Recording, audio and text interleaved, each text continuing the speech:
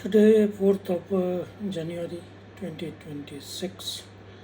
This is the continuing video learning by lobbying, part 17. What we are going to learn today: inflation, why your money loses value. Now, 58 years, 57 years, mine, I think I put in a bin because what I have learned so far, I never know how to use in real life.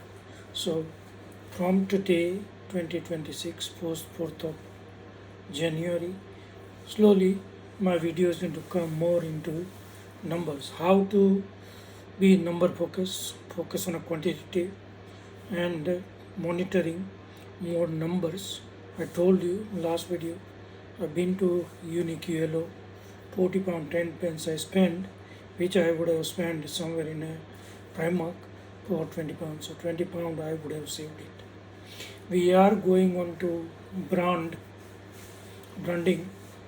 Genetics and branding more or less does the same job in a what applies in a medicine is applies into economics and daily life as well. So we need to learn how to spend smart money. We never been. Our education system is totally based on exam based. So once you finish exam, you don't know what you learned in last year. Even I didn't know from 11th and 12th of commerce. Then first year become, second year become, third year become. Then I have done some small sort of programming in DBase, Foxbase, Fox Pro, then Clipper 5.2, Clipper Summer 87. So lots of things, but if you don't have the foundation of mathematics, you never become a good programmer. So whatever I tried, 57 years of doing failures. So I'm very good how to fail and how to quit without digging into it.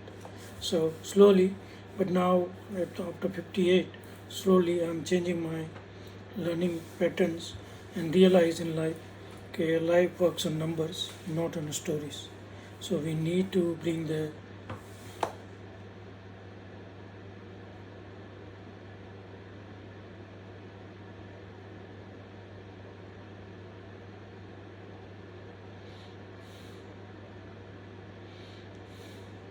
So let's talk about inflation, why your money loses value. Every notice how rupees 100 rupees today buys fewer snacks than it did 5 years ago.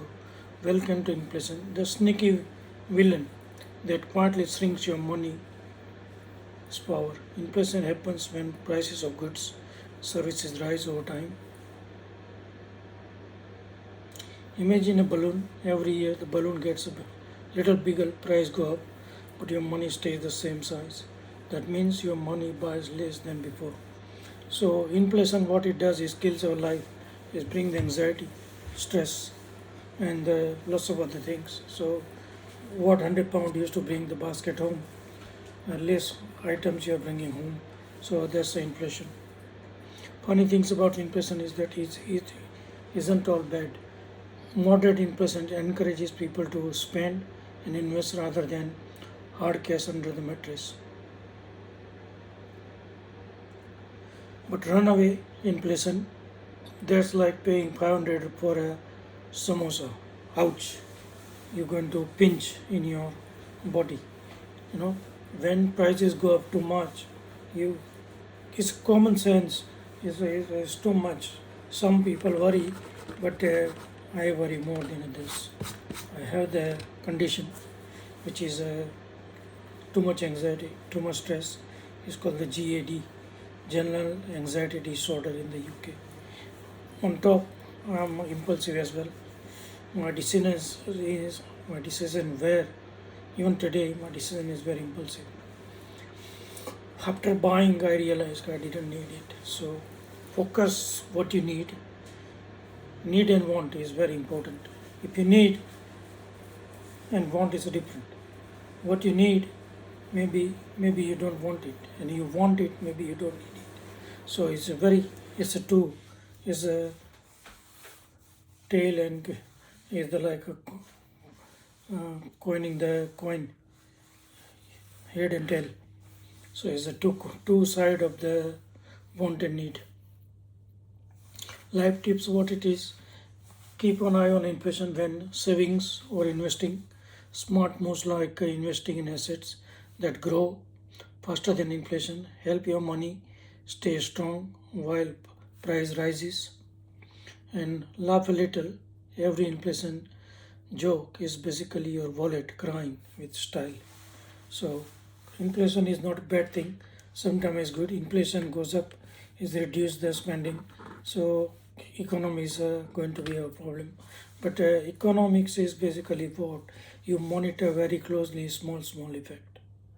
If you can't monitor the effect, cause and effect is economics. Demand and supply is economics. Inflation and investment is economics. So economics is everywhere. You start from your kitchen, then bedroom, then toilet, then shower. It, economics is everywhere. But from age 7, I never been taught what is economics. Economics is basically we making choices. How we make a choices today is going to affect tomorrow. My first marriage was good, but I was a depression. I never speak to her, so she was confused. Is the guy is a dumb or an idiot? Second marriage was a good marriage, but it was a wrong choice. So I screw up. She was totally outgoing. I was a homely person, so it didn't work out. Plus, she was belongs to good family and she was doctor. Her way of thinking, my way of thinking was totally opposite. One goes left, one goes right. And so think carefully. And I put the video text on the LinkedIn how we can bring the economics on the dining table so we can discuss. Open your worries with your families, friends. I don't think anything is wrong. If you have a problem, if you hide it, you are an idiot. You should open up. Everybody has a problem. Krishna had it, Rama had it. So having problem is a common thing, man. It's like we are drinking water, having tea, coffee. So having problem is exactly the same. Some people have more, some less. So problem is a part of the life. No one can escape from it. So it's a reality of the world of today. Okay, it is we need to make a choices. We make choices every day. That's economics. But it never been taught in a young age. You should start from the age 7. If this video goes to Team Modi and Sitaraman, Yogi, CM of Gujarat, all the chancellor and vice chancellor of the universities, put more in a quantitative, make sure in a class they calculate what does it mean, because if you do not calculate you don't understand anything, and that was my weakness. I'm a great thinker, but not a good doer. When I do impulsive decisions, so always a mess. Whatever I did in my life, I need to go and fix it again. So don't do it. Stop. First thing is stop whatever you're doing, then think, then ask your wife, your family, your partner, your son, your daughter, your relatives. Ask, okay, what would be the outcome is going to be? Is going to be work out well? Because two religious identity, if they marry together, is going to work out well. But if one is advanced and one is religious, it's not going to work. I'm a very religious guy from childhood, but I never been taught in a quantitative way. Quantitative thinking, it just came up in my life in last few years, maybe last 2-3 months. I slowly I'm realizing quantitative is the way forward, not a backward. So if your kids is not going to be good at quantitative, you are going to have a serious problem in your family and future as well. So take it seriously and move forward. Hope this video goes to Narendra Modi and can listen. Bring the quantitative mindset from the age 7. So when the child get 14, 15, he don't need a IITG tutor or coach or mentor. He can just crack himself without any support. So this is what India and the world need to move.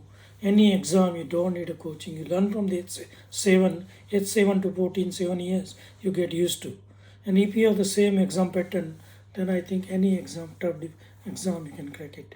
I'm going to stop here and we will continue. Thank you very much.